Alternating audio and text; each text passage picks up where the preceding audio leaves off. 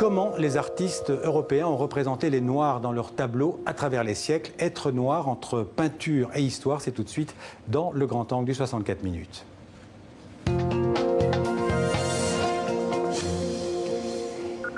Et pour parler de ce sujet passionnant, deux invités avec nous ce dimanche. Naël Verndoy, bonjour. Bonjour. Et Grégoire Fauconnier, bonsoir. Bonsoir. Alors vous publiez ensemble ce livre étonnant et en le refermant, on se dit que c'est assez incroyable qu'il n'ait pas existé avant. Vous l'avez intitulé Noir entre peinture et histoire, c'est aux éditions Omniscience.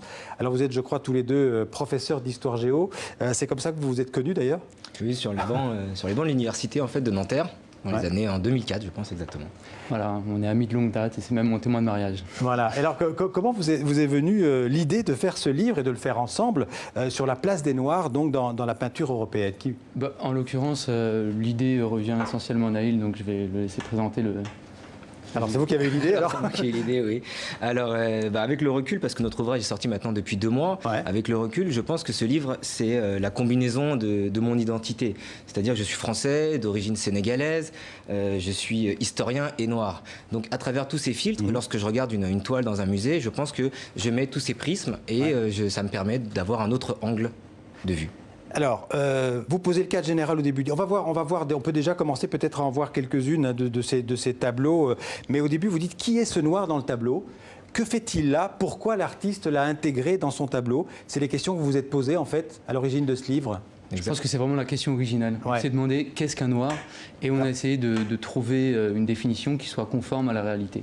Alors on voit par exemple, ça c'est dans l'introduction du bouquin, c'est un tableau qui m'a beaucoup frappé, ce jeune garçon qui fixe en fait le peintre, donc c'est un peintre le peintre anglais. Et le spectateur. Exactement. Donc pour la petite anecdote, c'est un enfant, le peintre l'aurait croisé dans la rue à Londres et l'enfant lui aurait dit qu'il avait traversé tout seul l'Atlantique pour se réfugier en Europe où il n'y avait pas les lois esclavagistes.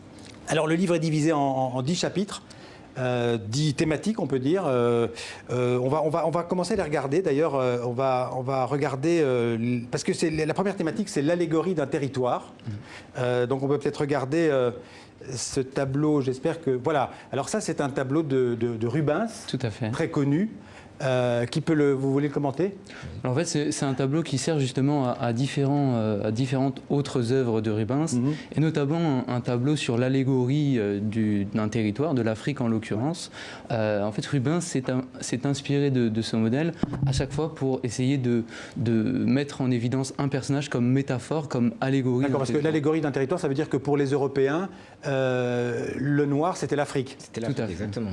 Donc on pouvait l'intégrer simplement dans un tableau. Par exemple, un tableau dans les Caraïbes, on pouvait mettre un bateau avec des personnes blanches à l'intérieur, et juste pour faire figurer que nous sommes dans les Caraïbes, on mettait un noir sur le bateau, et ça permettait tout de suite de replacer dans un contexte géographique. Oui, alors c'est une étude pour l'adoration des rois mages. Exactement. L'adoration des rois mages, on en voit beaucoup dans votre bouquin. De Mantegna, c'était quelque chose de très récurrent au début de la Renaissance. Alors on avance un peu dans le temps, ça c'est un tableau de Douanier Rousseau. D'accord, d'Henri Rousseau, exactement. Voilà. Et c'est aussi dans le chapitre Allégorie d'un territoire. Pourquoi? Parce qu'en fait, il l'a appelé la bohémienne endormie, mais en fait, il l'a joué avec les codes de couleurs. Alors lui, c'était un peintre naïf, donc on voit aussi la pureté de son travail. Et il joue avec tous les codes de couleurs, avec sa robe bariolée et puis un visage noir pour représenter une bohémienne, avec un lion aussi qui rappelle aussi l'aspect l'Afrique, encore une fois. Alors, on avance dans le livre. Deuxième thématique, c'est la religion. Là, il y a un très beau tableau de Jérôme Bosch. C'est l'adoration des mages, on y revient encore, avec le mage Balthazar, qui est un mage noir. Et à chaque fois, on se rend compte que Balthazar, en fait, on voit les rois mages comme un triptyque, comme 3 rois mages, mais en fait, on n'en voit finalement que 2, parce que le roi mage Balthazar, qui est toujours noir, est toujours en retrait par rapport à l'enfant Jésus. C'est lui qui apporte la myrrhe, et il est toujours habillé d'une matière un peu plus recherchée que les autres rois mages, et il est plus jeune aussi. Il a toujours une boucle d'oreille aussi qui rappelle sa servilité. Enfin, il y a beaucoup de symboles aussi, de symbolique. Et il y a un petit personnage derrière aussi qui l'accompagne, exactement. Il y a aussi une petite fille noire, apparemment. Exactement, et quand on regarde sur la robe en détail, on voit qu'il y a des animaux qui se mangent, une certaine sauvagerie. Alors on va voir un tableau de Cranach aussi, Cranach l'Ancien, je crois. Voilà, alors c'est celui-là. Oui, alors c'est un tableau, mais là c'est des tableaux qui représentent Saint Maurice, donc un autre saint noir qui aurait, enfin à l'époque au IIIe siècle après Jésus-Christ, qui avait fait recruter une légion romaine donc en Égypte, et qui vient en Suisse pour mater une rébellion. On lui demande d'assassiner plusieurs chrétiens, et lui-même étant chrétien, il refuse, et donc devient un martyr de la foi chrétienne. On peut continuer à avancer, à voir ces œuvres. Il y en a combien? Vous en avez répertorié, je crois, 10 000. Effectivement, plusieurs milliers. Ouais. Ça a été un travail assez fastidieux de recenser l'ensemble des œuvres et aussi de les sélectionner. Ouais. Et là, vous en avez retenu dans le livre 300 à peu près. Alors 50 œuvres principales et puis 250 œuvres en écho.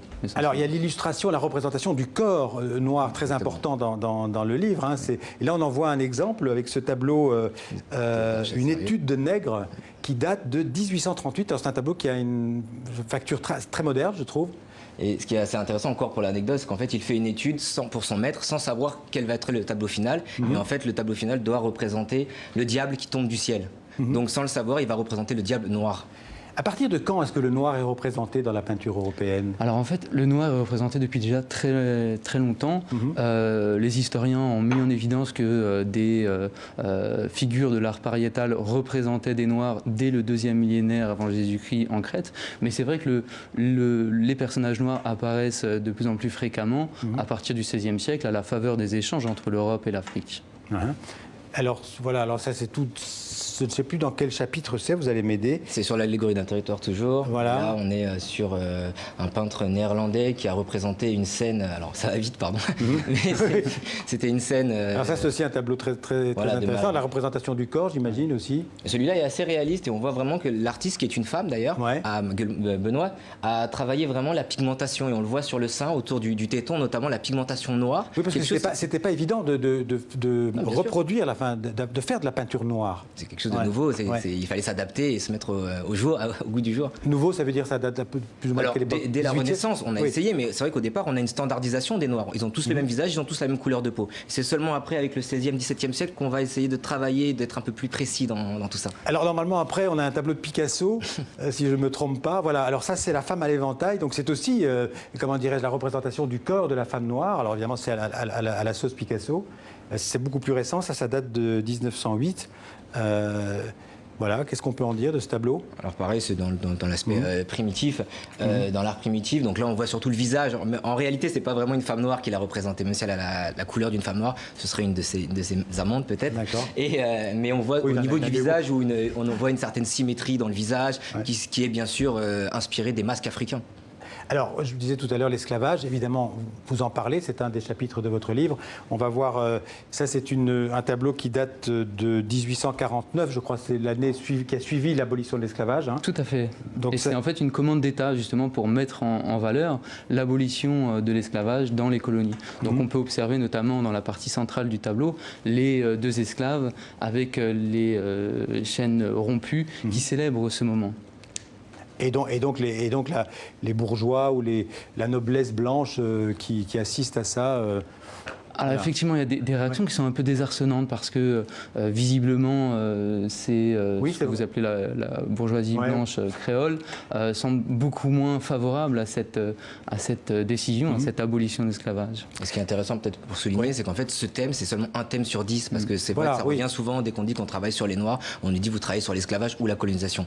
Nous, c'est seulement un des thèmes sur 10 et de voir l'histoire des Noirs sur le temps long nous permet de comprendre comment la colonisation fut brève, même s'il y a tout un devoir de mémoire important à réaliser sur ces périodes horribles où il y a des choses catastrophiques qui se sont passées, mais vraiment on voulait la voir sur le temps long. Oui, le noir, oui, pardon. Non, on a vraiment voulu élargir un peu les perspectives. C'est-à-dire que généralement, on a tendance à considérer que l'histoire des Noirs se résume à l'histoire de la colonisation, de l'esclavage. Or, ce livre, au travers des différents thèmes, montre qu'il y a bien d'autres aspects à souligner. Alors justement, on va passer aux figures politiques. Et là, alors il y a ce tableau qui m'a beaucoup impressionné, c'est Alexandre de Médicis, qui est donc un prince de l'Italie et qui est en fait un métis. Tout à fait. Alors vraiment, on a été tout à fait surpris face à ce... Vous aussi?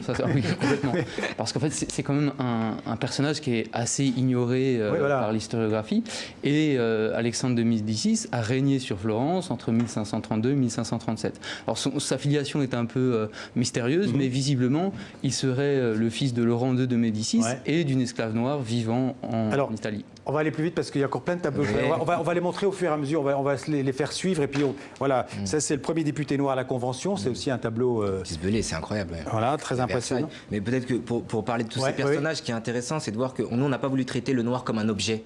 On a vraiment voulu le traiter comme sujet et venir sur les personnes, essayer de raconter leur parcours et de ne pas inclure tous les noirs dans un ensemble. Alors qu'il y a vraiment des diversités et il y a des parcours extraordinaires. Des parcours, des histoires personnelles. On en a plus de, il y a plus de 250 Oui, il y a des choses extraordinaires. incroyables. Là, on voit la reine Victoria qui donne une Bible à un émissaire africain, ça date de 1863. Il y a les domestiques ensuite. Alors, je voudrais, alors celui-là, c'est un tableau aussi magnifique, Le jeune homme au gilet blanc. Oui, Benoît Zamor, oui. Voilà. Après, on va voir la célèbre Olympia de Manet.